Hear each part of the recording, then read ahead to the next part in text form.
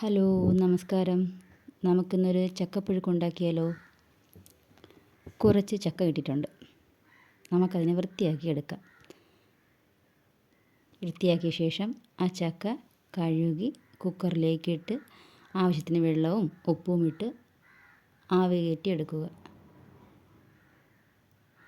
അതിനുശേഷം മഞ്ഞയും ജീരകവും കറിവേപ്പിലയും വെളുത്തുള്ളിയും മുളകും വെച്ച് ഒരു കൂട്ട് തയ്യാറാക്കി ഈ വെന്ത ചക്കയിലേക്ക് ഒഴിക്കുക.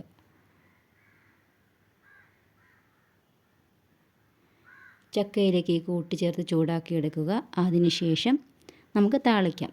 താളിക്കുന്നതിനായിട്ട് കടുകും ഉള്ളിയും കറിവേപ്പിലയും കുറച്ച് അരിയും കൂടി ഇട്ടിട്ടുണ്ട് കേട്ടോ.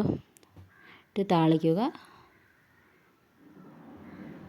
താളിച്ചതിന് ശേഷം ഈ താളിപ്പ് നമ്മുടെ ചക്കയിലേക്ക് ഒഴിച്ച് കൂട്ടാം.